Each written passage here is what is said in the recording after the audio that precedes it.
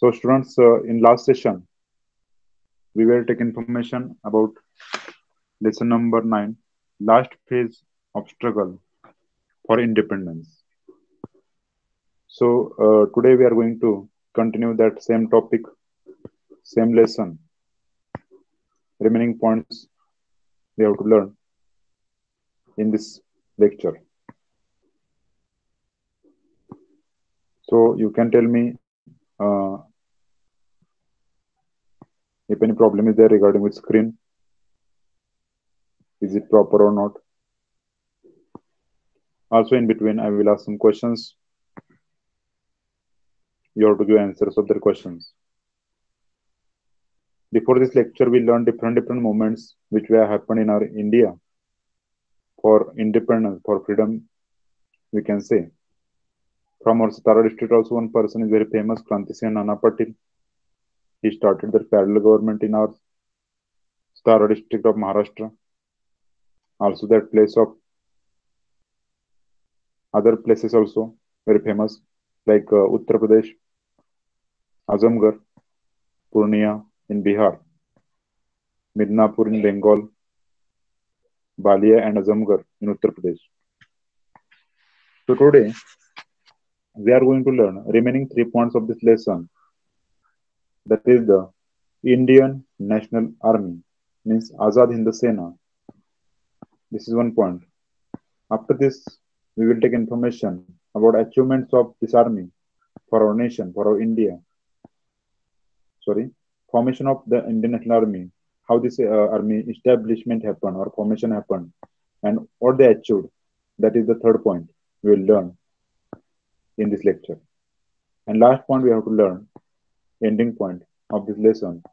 That is the revolution or revolt or movement happened of Indian soldiers, Navy soldiers, and Air Force soldiers, because there are three departments: Army, Navy, and Air Force. So, Navy and Air Force department they struggle against the British, and that struggle we have to understand here, we have to learn here. So now, Azad Hind Sena.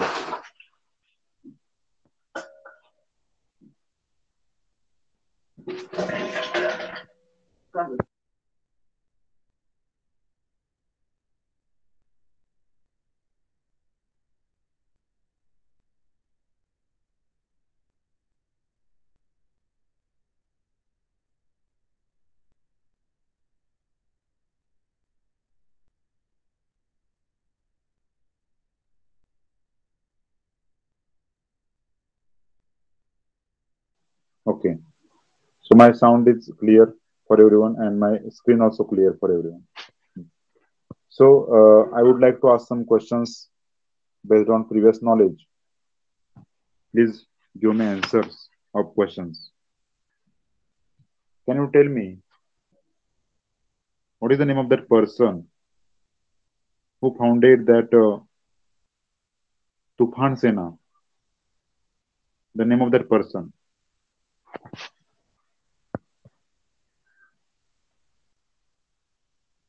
Sir, you can explain it in Marathi. No problem. Kadambari.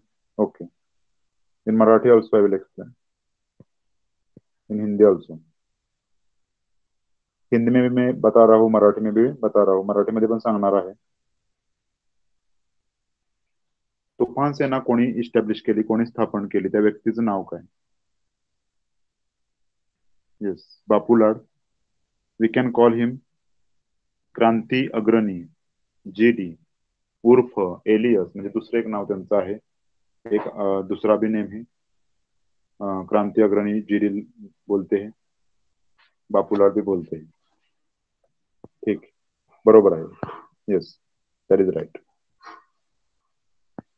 Okay. Can you tell मी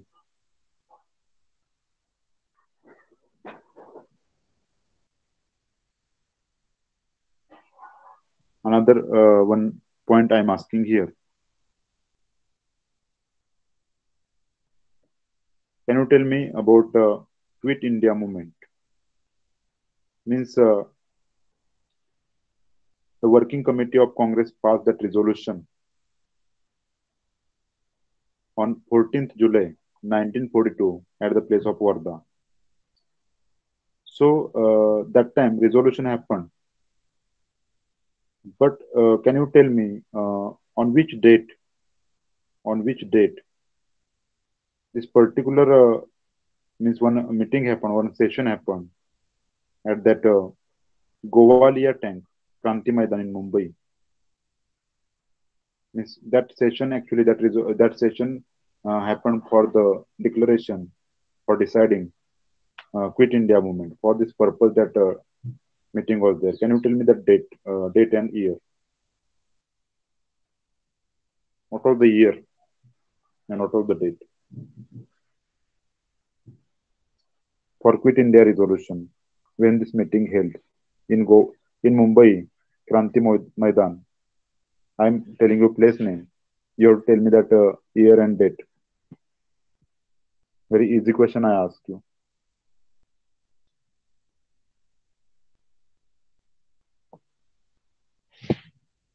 म्हणजे जो quit India चले जाओ आंदोलन जो जाहिरनामा करायचा होता, चले जाओ आंदोलन का जो जाहिरनामा करने वाले थे, उसके लिए उन्होंने मीटिंग ली थी. त्याच्यासाठी त्यांनी मीटिंग घेतलेली होती मुंबईमध्ये गोवालिया टँक म्हणजे जे मैदान आहे मुंबईमध्ये त्या ठिकाणी. तर ते तारीख आणि वर्ष काय होतं? What of the date and year? वो डेट क्या थी और साल कौन सा था?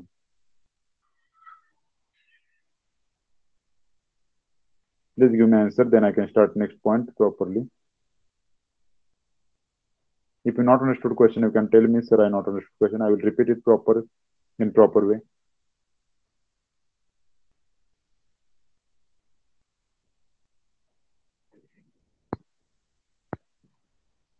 Yes. 7 August 1942. करेक्ट. हा, मराठीमध्ये पण सांगणारच आहे. 7 ऑगस्ट 1942ला त्यांनी काय केलेलं आहे, मीटिंग घेतलेली आहे. पण ऍक्च्युली 8 ऑगस्ट हा दिवस ठरलेला आहे क्विट इंडियाचा. जसं आपण पुढे बघितलं, 8 August the resolution of quit India movement put forth by Jawaharlal Nehru got passed with great majority. Okay, so students, so students you have to study with that sequence as I told you. मग तुम्हाला क्रमाने अभ्यास केला पाहिजे. आपको क्रम से अभ्यास करना पडेगा. तिन्ही पण भाषेमध्ये मी सांगतोय, मराठी, हिंदी आणि इंग्लिश. काही मुलं मराठी असतील, काही हिंदी असतील आणि काही ना इंग्लिशमध्ये कळत असेल पूर्णपणे, इंग्लिश मिडियमचे असतील तर. त्या ठिकाणी तिन्ही पण भाषेचा आपण वापर करतोय. We are using 3 also languages. Hindi का भी हम इस्तेमाल करते हैं. ठीक है, तो देखो आगे क्या हो गया था. इंडियन नेशनल कांग्रेस जो है ना, ऐसा ही नाम आर्मी को था. इंडियन नेशनल मतलब एक शब्द का फर्क है सिर्फ. आर्मी मतलब इधर जो शब्द है देखो, Indian national army, Indian national Congress क्या है. हे आर्मी जो होते, आर्मी म्हणजे काय की हे एक सैनिक आहेत. म्हणजे कोणतं दल आहे त्या ठिकाणी हे, जसं आपण म्हणतो शिवाजी महाराजांच्या काळामध्ये 2 दल होती, जसं की घोडदळ असेल आणि पायदळ असेल. मीन्स कैवरी एंड इन्फेंट्री, नहीं का. हिंदी में भी हम बोलते हैं घोड़दल है और जो ऐसे कि फुट से भी होता है, उसको हम जैसे शब्द कुछ जो अलग अलग से जो इस्तेमाल करते हैं. तो इधर आर्मी जो है वो जो शब्द है वो किस लिए है? जो सैनिक ग्राउंड लेवल पर और भू पर मतलब जमीन पर जो लड़ते हैं उनको आर्मी कहते हैं. आजाद हिंद सेना, ये मराठी शब्द है. आजाद हिंद सेना, और हिंदी में भी आजाद हिंद सेना ही बोलते हैं. आझाद ऍक्च्युली हिंदी वर्ड आणि मराठी मध्ये जर त्याला म्हणायचं झालं तर आपण त्याला स्वतंत्र म्हणू शकतोय. स्वतंत्र झालेली हिंद म्हणजे भारतीयांसाठी असलेली सेना म्हणजेच आझाद हिंद सेना. सो हाउ वॉज दिस सेना? Netaji Subhashchandra Bose took phenomenal efforts for gaining independence of India. Netaji Subhash Chandra Bose जो थे, उन्होंने बहुत सारे एफर्ट्स लिए, बहुत सारी कोशिशें की. किस लिए? For gaining independence, for getting India. Gain means मिलाने के लिए, इंडिपेंडेंस स्वतंत्रता मिलने के लिए, मिलाने के लिए उन्होंने बहुत सारी कोशिशें की. मराठीमध्ये आपण असं म्हणू शकतोय की सुभाषचंद्र बोस यांनी खूप सारे प्रयत्न केले आपल्या भारत देशाला स्वतंत्रता मिळवण्यासाठी. On the eastern borders of India, आपल्या भारत देशाची जी की पूर्व सीमारेषा आहे, ईस्ट मतलब पूर्वीय जो हमारी सीमा रशिया है इंडिया की, उधर thousands of Indian stood in readiness to fight again the British. मतलब हमारे बहुत सारे इंडियन लोग, बहुत सारे सोल्जर, बहुत सारे कमांडर, आपले खूप सारे सैनिक, हजारो सैनिक त्या ठिकाणी उभे राहिले कशासाठी? ब्रिटिशांचा सामना करण्यासाठी। ब्रिटिशों का सामना करने के लिए वो सेना मजबूती से खड़ी रही थी। इधर ईस्टर्न बॉर्डर पर, पूर्वीय सीमा रेखा पर। All these soldiers belong to Azad Hind Sena. और ये जो सोल्जर थे इस किस सेना के थे? ये सोल्जर एक ही सेना के थे, उस सेना का नाम था आजाद हिंद सेना। हे जे सैनिक होते ते एकाच सेनेचे होते, त्या सेनेचं नाव होतं आझाद हिंद सेना। ज्या सेनेचं नेतृत्व, जिस सेना का नेतृत्व सुभाष चंद्र बोस ने जिन्हें किया था, इस्टेब्लिशमेंट राज बिहारी बोस ने ही की थी, मगर नेतृत्व जो होता है, लीडरशिप जो होती है, लीडरशिप क्वालिटी हर एक में नहीं होती, वो क्वालिटी नेताजी में थी। इसलिए उनको पदवी भी मिली है। कौन सी पदवी मिली है? नेताजी। नेताजी किसको कहते हैं? जो लीडरशिप करता है, जिसमें लीडरशिप की क्वालिटी है, जैसे कि हमारे छत्रपति शिवाजी महाराज। वैसे ही मतलब हम जो नेता बोलते हैं, जो लीडर बोलते हैं, वो लीडर थे सुभाष चंद्र बोस। नेताजी सुभाष चंद्र बोस और there leader. Subhash Chandra Bose was an important leader of Indian National Congress. He graced the position of President of Congress two times. Twice means two times.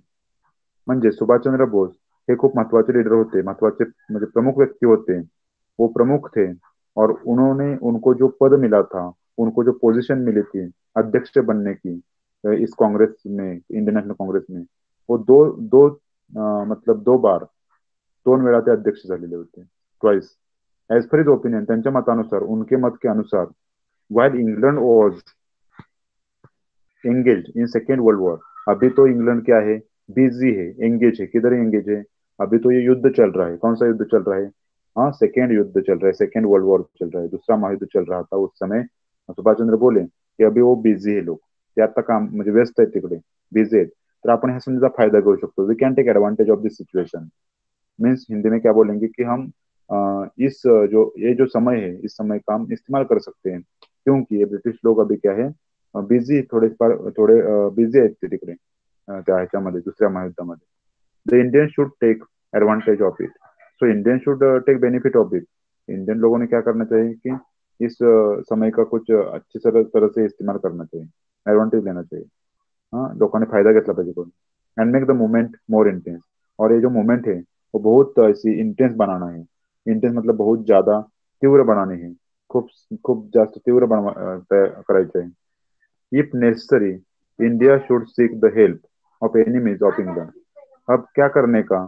जसं मराठीमध्ये म्हणतात बघा, शत्रूचा शत्रू तो आपला मित्र, म्हणजे शत्रु का शत्रु वो मेरा मित्र, वो हमारा मित्र, ऐसा बोलते हैं ना, तसं इंग्लंडचे कोण एनिमी आहेत का? इंग्लंड के कौन शत्रु है क्या?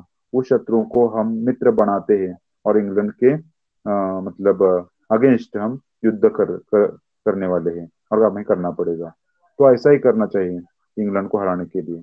मतलब जसं इंग्लंडला हरवायचं जर असेल तर त्यांचे जे कोण शत्रू असतील त्यांना आपण मित्र बनवूया आणि इंग्लिश लोकांच्या विरुद्ध किंवा जे काही ब्रिटिश लोक आहेत त्यांच्या विरुद्ध आपण युद्ध करूया। This is the opinion of Subhash Chandra Bose. हे ओपिनियन होतं नेताजींचं। हाँ, ये ओपिनियन था नेताजी सुभाष चंद्र बोस उनका। But there are difference and you know that. आपको पता है कि इंडियन नेशनल कांग्रेस में क्या था, पहले से ही ऐसे कुछ मतभेद थे, मतलब संवाद ऐसा जो था उस संवाद में। और हम ऐसा बोल सकते हैं कि सभी लीडर्स का और सभी नेताओं का मत एक जैसा नहीं था। कुछ लोग डिफरेंट, मतलब अलग सा उनका व्यू था, अलग सा दृष्टिकोण था, नहीं क्या? जैसे कि दो ग्रुप थे, जहाल और मवाल, हमने देखे इसके पहले भी। मराठीमध्ये आपण त्याला जहाल आणि मवाळ म्हणतो, नहीं हिंदी में हम जहाल और मवाल ऐसा बोल सकते हैं। अंग्रेजी में हम क्या बोलते हैं? एक्सट्रीमिस्ट जो होता है उसको जहाल बोलते हैं, और मॉडरेट मतलब मवाड़ होता है। तो ऐसे group already we learn that, हमने पढ़े हैं। इधर क्या हो गया था, ये जो लीडर है, सीनियर लीडर है, उनको ये मत मतलब सुभाष चंद्र बोस का जो मत है वो कुछ अलग सा लगा। But there are difference of opinion between him and other senior leader. अभी देखो, सीनियर लीडर का तो सुनना पड़ेगा। सुभाष चंद्र बोस ऐसे यंग थे, वो कैसा बोल रहे थे, जैसे कि लोकमान्य तिलक बोल रहे थे स्वराज्य is my birth right and I shall have it, स्वराज्य हमारा जन्मसिद्ध हक है तो मिलना, स्वराज्य मेरा जन्मसिद्ध हक है और मैं वो मिला के ही रहूंगा। ऐसा बोलने वाले तिलक थे और सुभाष चंद्र बोस भी उनके तरह ही थे। मगर मगर सीनियर लीडर्स का मत अलग सा था। As a result Subhash Chandra Bose resigned from the position of the president, म्हणून त्यांनी राजीनामा देऊन टाकला। उन्होंने क्या किया, उन्होंने वो पद ही छोड़ दिया, त्याग दिया, मतलब रेजिग्नेशन किया। To place his views in front of people, मगर उनको लोगों से बात करने की थी। अभी तो वो प्रेसिडेंट नहीं थे, अब कैसे बात करने करने का मतलब आता आता आता कसं बोलायचं लोकांशी, आता पब्लिक संवाद कसा साधायचा, तर त्याने एक पार्टी स्थापन केली। उन्होंने एक पार्टी स्थापन की, पार्टी का नाम था फॉरवर्ड ब्लॉक। ये फॉरवर्ड ब्लॉक किस लिए स्थापन की, स्टूडेंट क्वेश्चन आता है एग्जाम में। मतलब उन्होंने ऐसी पार्टी स्थापन क्यों की, क्या कारण था उसके पीछे? उनको क्या करने का था, लोगों से कम्युनिकेशन करना था, उनके जो व्यूज है वो लोगों के आगे बताना था, क्या है उनका दृष्टिकोण, क्या है उनको क्या कहना है। उन्होंने लोगों को अपील किया, उन्होंने लोगों को स्पीचेस के दौरान, जो की ज्याला मराठीमध्ये भाषण म्हणतात, जेव्हा भाषण व्हायची तेव्हा नेताजी सुभाषचंद्र बोस यांनी अपील केला। अपील म्हणजे काय, appeal means what, that is the request, it is a request, one type of request to public. What is the appeal, क्या होता अपील? क्या करना, ऐसी विनती करना to the Indians to revolt against the British rule. हमें क्या करना चाहिए, रिवोल्ट करना चाहिए, हमें आंदोलन करना चाहिए, हमें मूवमेंट करनी चाहिए ब्रिटिश लोगों के अगेंस्ट, उनके विरोध में हमें खड़ा रहना चाहिए, त्यांच्या विरोधात आपल्याला उभं राहिलं पाहिजे आणि आपलं आंदोलन केलं पाहिजे, तरच आपले अधिकार आणि आपलं स्वातंत्र्य मिळेल, अन्यथा मिळणार नाही। Due to it the government imprison him and because of this, इसी कारण, इसी वजह से क्या हो गया, सुभाष चंद्र बोस जेल में गए। जेल में गए मतलब ब्रिटिश लोगों ने उन्हें कैद किया। Subhash Chandra Bose went on fast unto death in the prison, due to which British government interned him in his residence। क्या हो गया उसके आगे, सुभाष चंद्र बोस ने क्या किया, फास्ट चालू किया। फास्ट मतलब कुछ भी खाना नहीं, कुछ भी पीना नहीं, कुछ खाना कुछ नहीं, उपोषण करने का मतलब उपाशी राहायचं।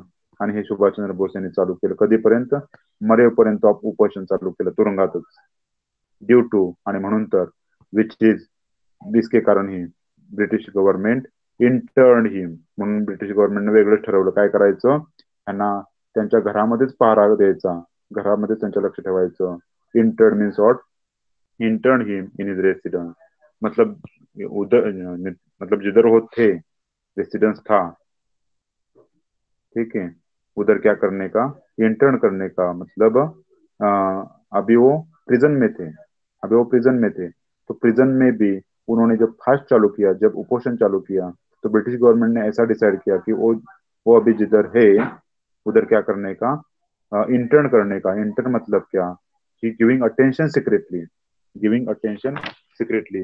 जैसे कि आपल्या शिवाजी महाराजांना बघा, जैसे कि हमारे शिवाजी महाराज को आगरा में इंटर्न किया था ना, उसी तरह से इंटर्न मतलब गुप्त पहरा देने in Marathi, secret means that is attention, okay, ऐसा हम बोल सकते हैं।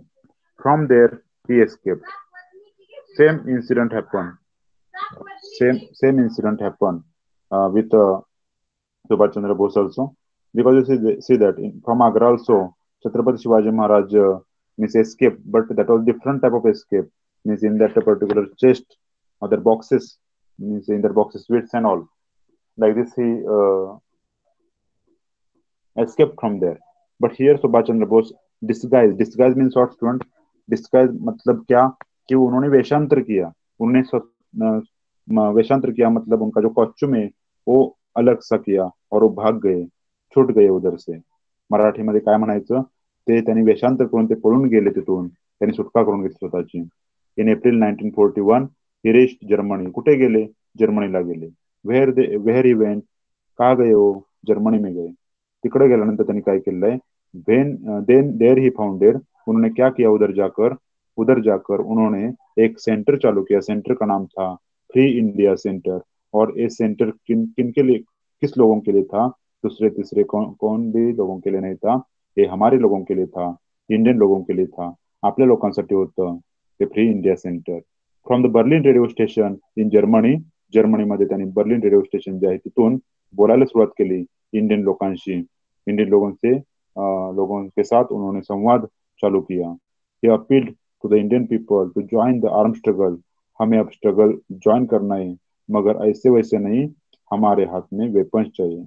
आर्म स्ट्रगल मतलब आर्म स्ट्रगल का मीनिंग क्या होता है कि कि हम हत्यारों के साथ ये स्ट्रगल ज्वाइन करेंगे because Gandhi ji told that non violence means don't fight with weapons and all. But अब सुभाष चंद्र बोस बोले कि नहीं, हमें हम वेपन्स हाथ में लेना ही पड़ेगा, क्योंकि हिंदी में भी एक देखो प्रोवर्ब है, लातों के भूत बातों से नहीं मानते. तो ये ब्रिटिश लोग ऐसे ही थे. उनको बातों पर नहीं था भरोसा ज्यादा. उनको लाता ही मतलब उनको लातों की जरूरत थी, ऐसा भी हम बोल सकते हैं इधर. और इसलिए क्या किया, सुभाष चंद्र बोस ने ऐसा एक अपील किया. ठीक है. During this period Raj Bihari Bose invited Subhash Chandra Bose in Japan और टू जापान. अभी वो थे जर्मनी में. उन्होंने चालू किया था free India centre. Berlin radio station के माध्यम से वो बोल रहे थे इंडियन लोगों के साथ. ठीक है. ये सब हो रहा था. और इसी समय जापान में राज बिहारी बोस थे. राज बिहारी बोस ने क्या किया, उनको एक निमंत्रण दिया, उनको एक आमंत्रण दिया. त्यांनी सांगितलं की तुम्ही कुठे या, जपानमध्ये या. Yes. Sir, who named India as India? No, India is Indian name not given anyone. Which person is living in India, that is called Indian. Which person is living in Germany, that is called German. America, American. Japan, Japanese. China, Chinese. Like this. Name not given anybody. That is means we did that or we are doing that like this only. Okay.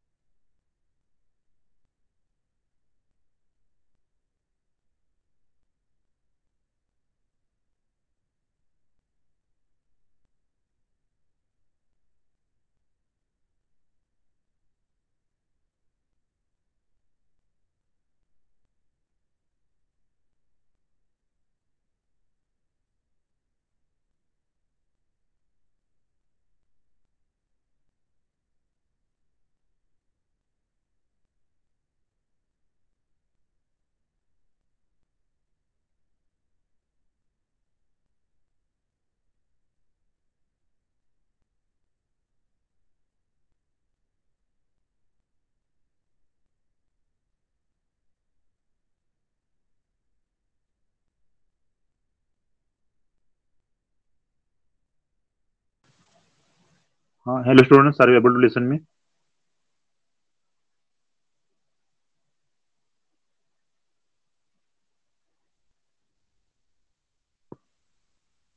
Okay.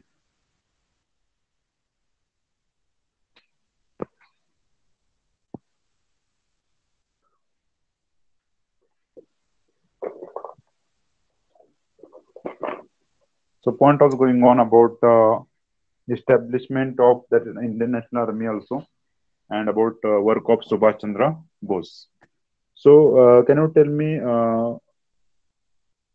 Raj Bihari Bose called to Subhash Chandra Bose in Japan. That time, where was he? When Raj Bihari Bose called Subhash Chandra Bose in Japan, that time where was he? Means Subhash Chandra Bose. Where was he? From India, where he went after that resignation and all.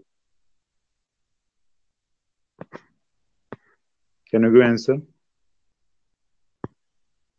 Yes, very good. German. Correct. Raj Bihari Bose was staying in Japan since from which year? 1915. He had organized. He had organized the Indian people, which are the patriot. Patriot means जो देशभक्त थे, जे देशभक्त होते, Indian देशभक्त, त्यांनी त्यांना गोळा केले, एकत्र आणले. Living in countries of south east Asia, जे त्या पर्टिक्युलर कंट्रीज मध्ये राहायचे.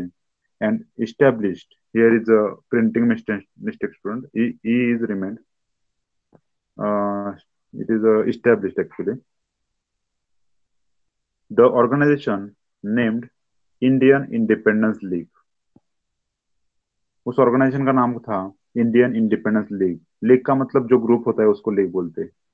इन the early part of 1942, means 1942 के दौरान, early time means very earlier time, Japan conquered the territories in south east Asia which were controlled by the British people. Japan ने क्या किया? वो जो टेरिटरी है साउथ ईस्ट एशिया के, वो क्या ब्रिटिश के अंडर थे, वो उन्होंने क्या किए? प्राप्त किए और मिलाए, मतलब युद्ध करके. Thousands of Indian soldiers and officers in British army there fell into the hands of Japan. And because of that, what happened? Means British officers, they got Indian soldiers and Indian soldiers and officers in the British army. Means ये Indian soldier थे, वो British army में काम कर रहे थे. Student देखो कैसा था. ब्रिटिश एंड इंडियन आर्मी जो था ना, उनके खुद के सोल्जर ज्यादा नहीं थे, हमारे ही लोग उनके आर्मी में काम करते थे. तो क्या हो गया? जब एक कंट्रोल में आया जो कि साउथ ईस्ट एशिया का पार्ट था, उसमें जो कुछ टेरिटरी थे, उसमें कुछ जो प्रदेश थे, त्या भागामध्ये जे काही प्रदेश होते, तेव्हा आपले जे सैनिक त्यांच्यावर काम करायचे, सगळे सैनिक आपल्याला मिळाले. Fell in to the hands of Japan. Japan means here Japan I am speaking, not India.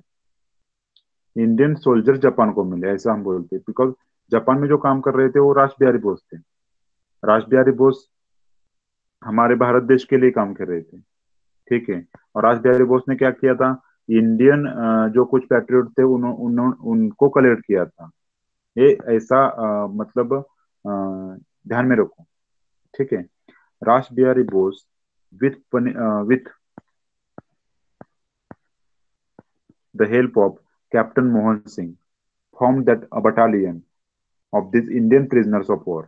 जो उन्हें इंडियन प्रिजनर मिले इस ब्रिटिश आर्मी में, उनको एक संघ लाकर, उनको एक लाकर एकत्र त्यांनी त्यांना आणून त्यांनी एक सेना चालू केली. त्यांनी एक सेना स्थापन केली आणि सेनेला नाव दिलं आजाद हिंद सेना.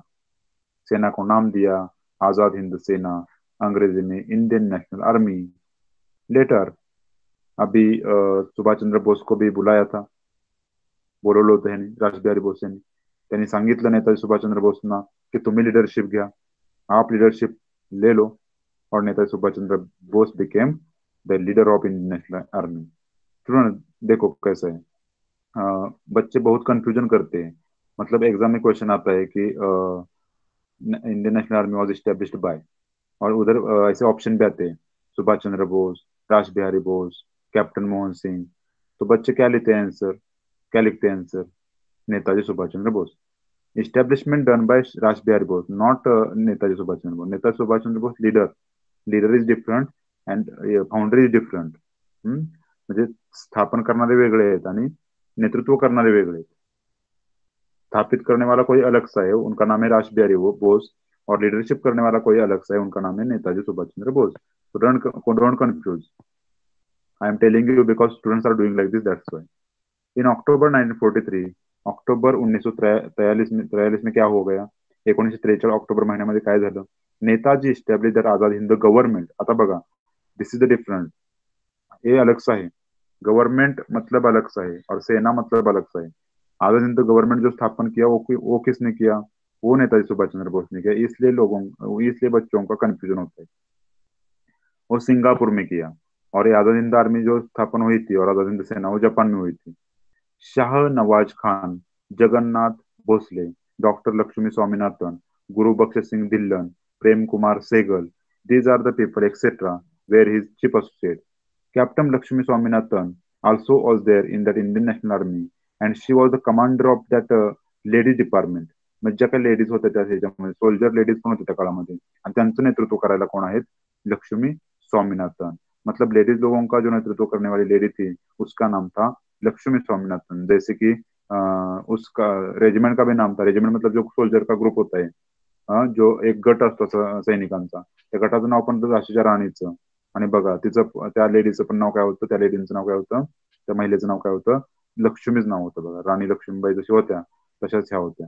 Netaji appeal to the Indian people. नेताजीने सांगितलं, इंडियन लोकांना अपील केलं, रिक्वेस्ट केली. काय रिक्वेस्ट केली, उन्होंने विनती की लोगों को, इंडियन लोगों को, you give me blood and I will give you independence. तुम मुझे खून दो, मैं तुम्हें आजादी दूंगा. ये वाक्य किसने बोला था, सुभाष चंद्र बोस ने जी बोला था. क्या बोला था, मराठीमध्ये काय बोलले होते, की तुम्ही मला रक्त द्या, मी तुम्हाला स्वतंत्रता देतो, आजादी देतो. म्हणजे ह्याचा अर्थ खरोखर रक्त द्या का, नाही. त्याचा अर्थ काय की तुम्ही सुद्धा लढायला तयार हो, आप भी लड़ने के लिए आओ, ब्रिटिशों के विरोध में लड़ो और स्वतंत्रता प्राप्त करो. यही एक साधन है स्वतंत्रता मिलाने का. Otherwise you will can't get freedom. Otherwise मतलब आपको अगर आपने मार्ग नहीं इस्तेमाल किया तो आपको स्वतंत्रता नहीं प्राप्त होगी, ऐसा भी बताया था.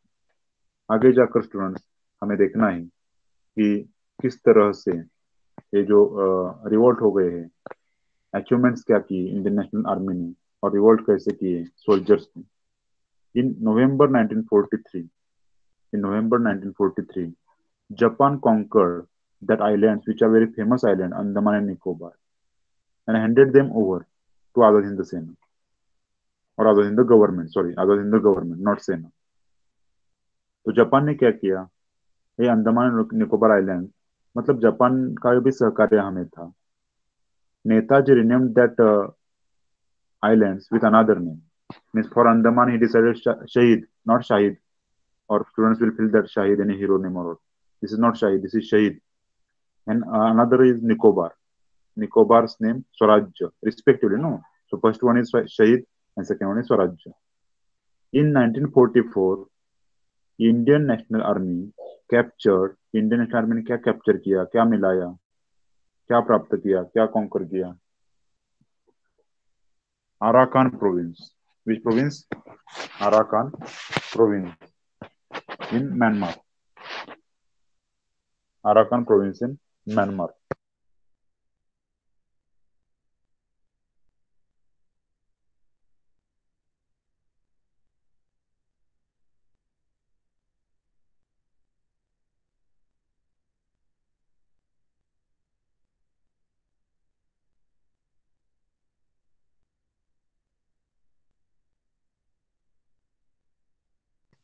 हाँ.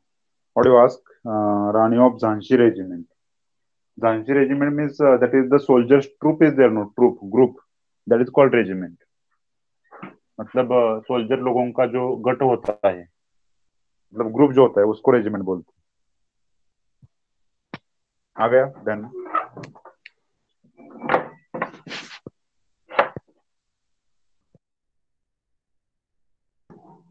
ओके.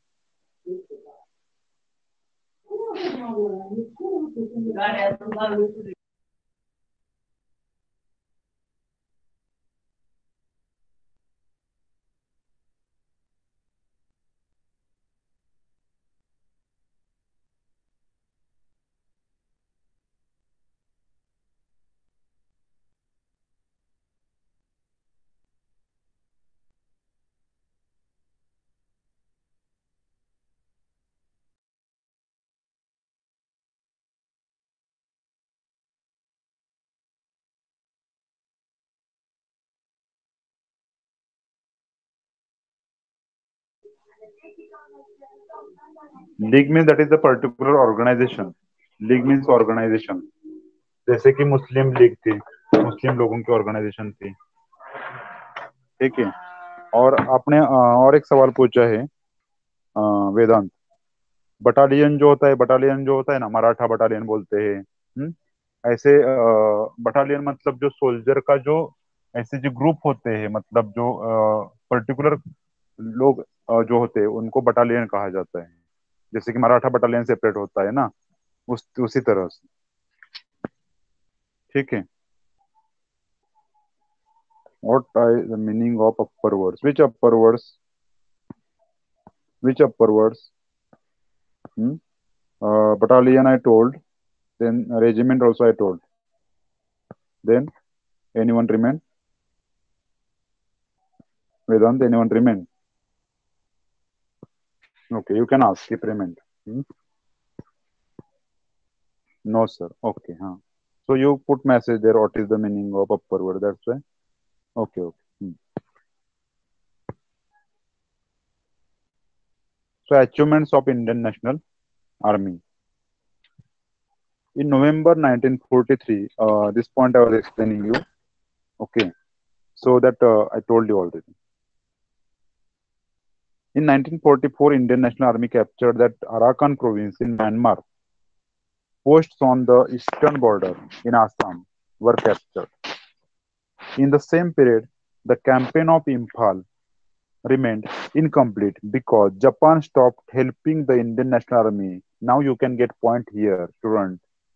जापान ने जो मदद मदद कर रहा था हमारे इंडियन नेशनल आर्मी को, वो मदद मतलब जो कर रहा था उन्होंने स्टॉप किया अचानक से. मतलब अचानकपणे त्यांनी मदत करणं थांबवलं. And because of that, what happened? Our that one mission, one campaign of Imphal remained incomplete because Japan stopped helping to Indian National Army. But in adverse circumstances, मगर इस भी परिस्थिति में, सर्कमस्टेंसेस का मतलब परिस्थिती, जो की सिच्युएशन होते उसको परिस्थिती बोलते, मराठीमध्ये पण परिस्थिती म्हणतात. या अवघड परिस्थितीमध्ये सुद्धा soldiers of Indian national army were dedicatedly म्हणजे मनापासून, विथ ओन इंस्पिरेशन, मतलब मन से लड़ रहे थे, फाइटिंग कर रहे थे हमारे देश के लिए. डेडिकेशन था ना उनमें, राष्ट्रभक्ति थी उनमें, पैट्रियोटिज्म था उनमें.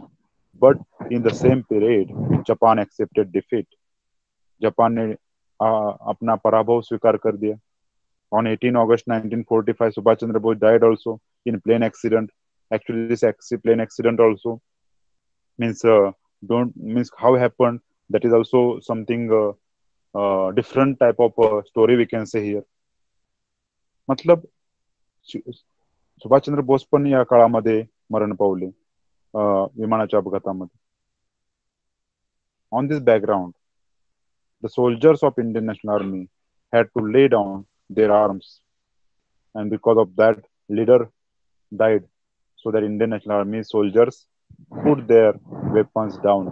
त्यांनी युद्ध थांबवलं, उन्होंने युद्ध स्टॉप किया और वो मतलब बंद हो गया जो युद्ध हो रहा था. Thus ended the thrilling phase of Indian National Army, we can say here. हम इधर ऐसा बोल सकते हैं, ये जो इंडियन नेशनल आर्मी का बहुत महत्वपूर्ण जो काम चल रहा था, बहुत थरारक जो काम चल रहा था, वो थरारक काम अचानक से बंद हो गया क्योंकि उनका लीडर ही नहीं था. लीडर कौन थे? सुभाष चंद्र बोस. वो लीडर ही नहीं रहे, इसलिए आर्मी का काम स्टॉप हो गया और बंद हो गया. Later the British government charge the officers of Indian national army with treason. मतलब क्या किया ब्रिटिश गवर्नमेंट ने? क्या किया? चार्ज कर दिया ऑफिसर्स पर इंडियन नेशनल आर्मी के. और Pandit Jawaharlal Nehru, Bhulabhai Desai, Tej Bahadur Sapre, in Marathi Sapru given, this expert lawyers, ये जो लॉयर थे, जो वकील थे, जो ऍडव्होकेट थे, जो वकील होते, डिफेंडेड देम. म्हणजे काय केलं ब्रिटिश गव्हर्नमेंटने? काहीतरी गुन्हे लावले with treason. Treason means particular reason they show, particular reason they show. And म्हणजे कोणती तरी कारण लावली, कोणती कुछ तो उन्होंने दिखाया कि ये जो इंडियन नेशनल आर्मी के जो लोग हैं उन पर गुनाहें लगाए लगाए और उनको बचाने का काम हमारे लॉयर्स ने किया। लॉयर्स का नाम था पंडित नेहरू, भूलाभाई देसाई, तेज बहादुर सप्रे। ये हमारे वकील थे। मगर but the military tribunal held the officers guilty. मगर जो दूसरा एक कोर्ट होता है, मिलिट्री का कोर्ट अलग सा होता है सोल्जर के लिए। उन्हें उन्होंने क्या किया, हमारे जो आर्मी के जो ऑफिसर्स थे उनको गलत दिखाया, उनको गिल्टी साबित किया।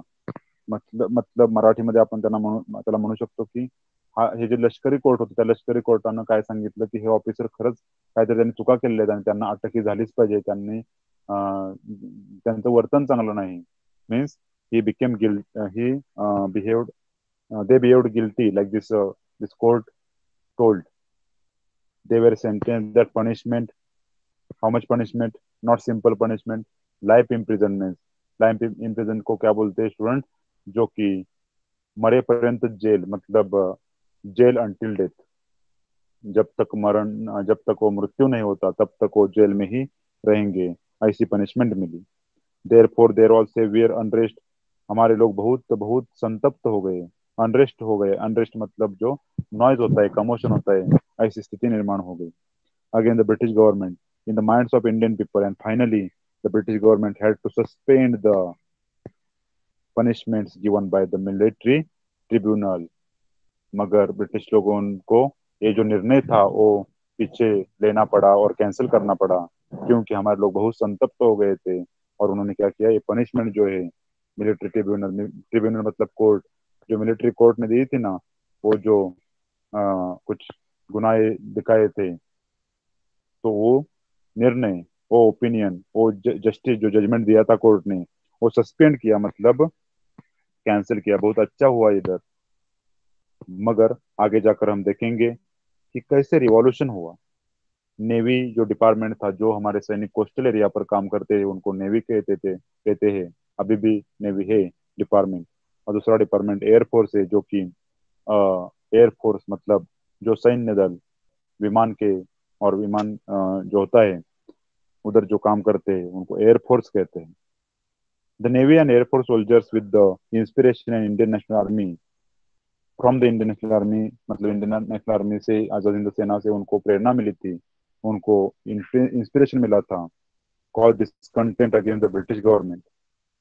और ये डिसकंटेंट जो है, ये जो असंतुष्ट थे, ये लोग असंतुष्ट थे, असंतुष्ट थे मतलब अनहैप्पी थे ब्रिटिश गवर्नमेंट के इस अत्याचार से। तो ये क्या हो गया, उनका असंतुष्ट किधर बस्ट आउट हो गया, किधर वो बहुत ऐसा जो एंगर है, वो एंगर का कुछ तो कुछ तो ऐसा रिजल्ट दिखा गया। और रिजल्ट किधर हो गया, तो प्लेस था मुंबई का। It burst out on the British warship. एक ब्रिटिश वॉरशिप है, वॉरशिप का नाम है Talwar, in Mumbai, 18 February 1946। You can see 1946 means 1947, before that 1 year only. 1947 जो है उसके पहले का साल जो है 46, 1946 हे साल होतं, म्हणजे आता स्वतंत्रता जवळच होतं, खूप पुढे लांब नव्हतं. The soldiers unfurled the tricolour, आपला तिरंगा फडकवला त्यांनी त्या ब्रिटिशांच्या नावेवरती, त्या होडीवरती, त्या means which was the ship of British people, जो कि शिप ब्रिटिश लोगों की थी, उन पर हमारे सैनिक खड़े रह गए और हमारा ट्राई कलर लहराया, फहराया, म्हणजे फडकवला आपला झेंडा तिथे. The soldiers unfurled the tricolour. There is the slogans also again the British government. The British government sent army to open fire on the naval soldiers. हमारे सोल्जर्स ने ब्रिटिश लोगों के अपोजिट घोषणाबाजी चालू की और स्लोगन्स चालू किए। मगर ब्रिटिश लोगों ने आर्मी सेंड की हमारे लोगों पर, हमारे सोल्जर्स पर अटैक करने के लिए। The rebels also made counter attack. हमारे भी सोल्जर्स चुप नहीं बैठे, उन्होंने भी अटैक जो है चालू किया। The workers and common people extended their support to the naval soldiers. हमारे कॉमन जो लोग थे ना, हमारे जो सामान्य लोग थे, उनका भी सपोर्ट हमारे सोल्जर्स को ही था, होगा ही ना। The workers and common people extended their support to naval soldiers finally with the meditation of Sardar Vallabhbhai Patel. मगर सरदार वल्लभ भाई पटेल ने क्या किया, इंटरफियरेंस किया। मेडिटेशन भी जरूरी था, क्योंकि अगर ये फाइट हो गई तो हमारे भी सोल्जर्स मरेंगे ना। तो इसलिए सरदार वल्लभ भाई पटेल ने क्या किया, मेडिटेशन किया, sorry mediation means in Marathi मध्यस्थीपणा, इंटरफियरेंस। इन हिंदी में हम क्या बोलते हैं कि जो व्यक्ति कुछ वाद है विवाद है उसको छुड़ाता है, मतलब जो मेडिटेशन मेडिटेशन करता है उसको हम क्या बोलते हैं कि जो मध्यस्थ व्यक्ति होता है, वो आ गए Sardar Vallabhbhai Patel.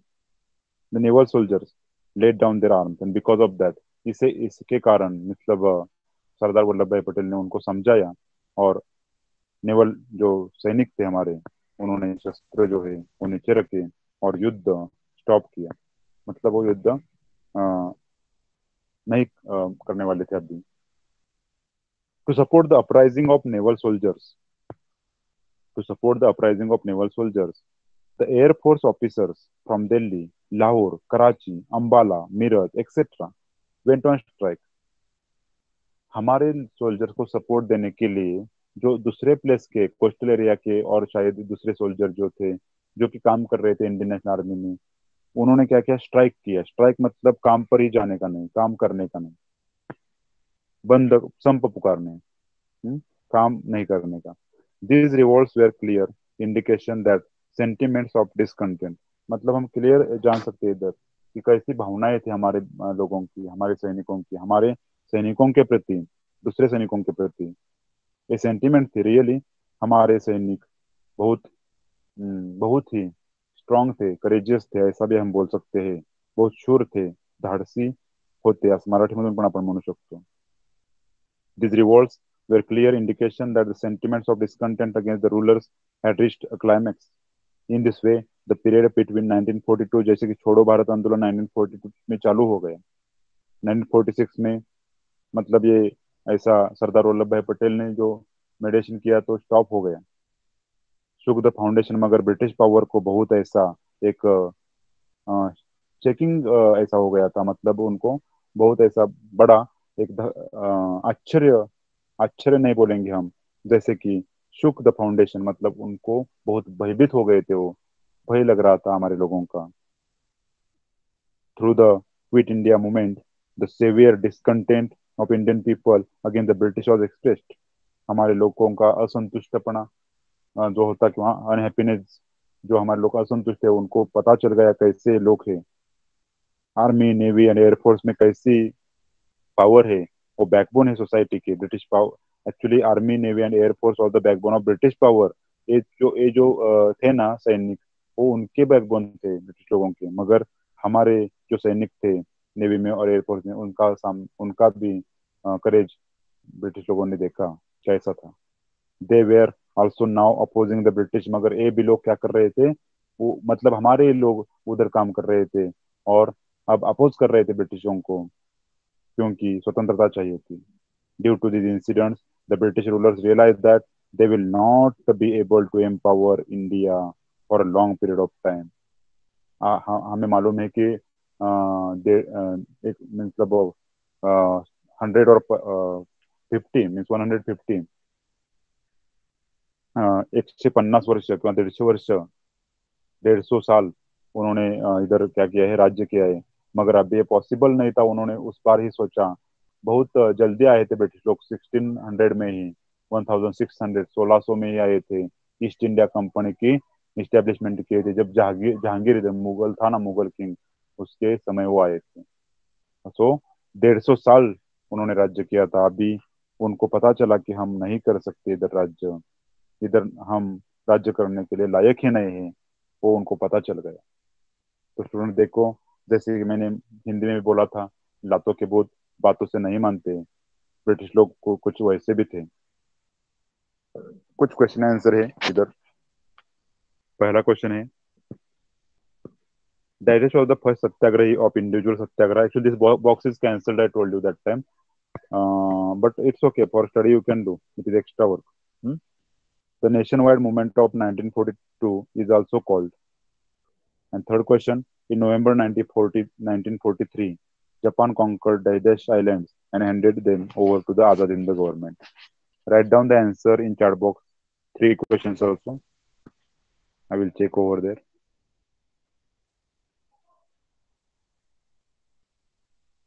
Write down the answer.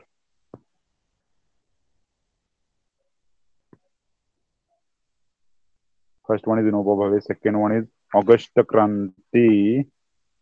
Second, the nationwide movement. Okay. Nationwide movement.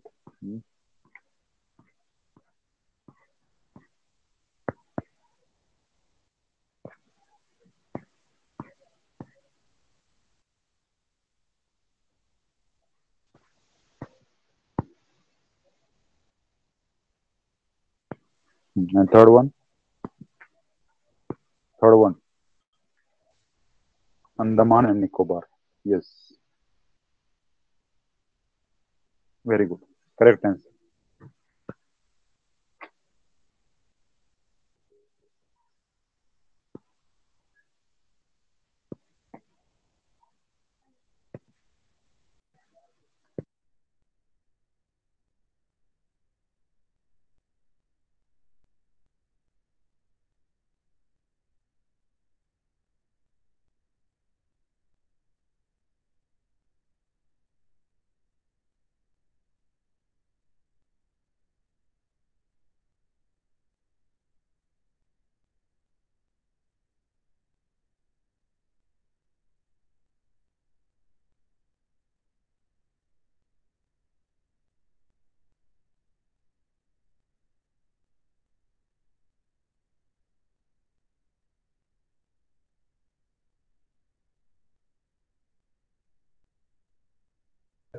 Have you understood the lesson, student, everyone?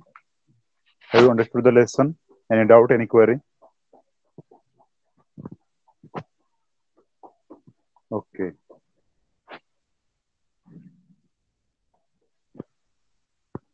Okay. So complete your homework, exercise, and workbook completion. If workbook you have taken, complete your workbook also.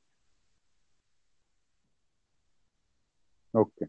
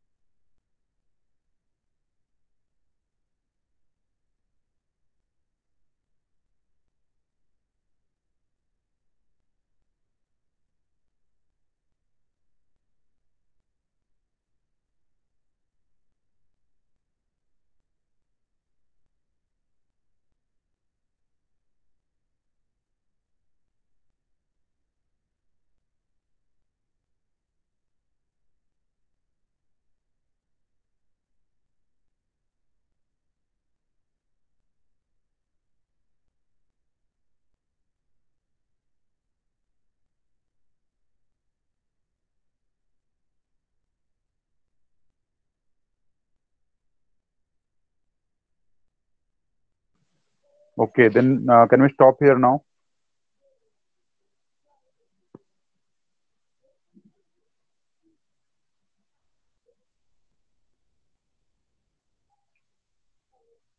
Workbooks PDF need to see on Balbharti that particular. Balbharti's website, no, e Balbharti on that. Okay.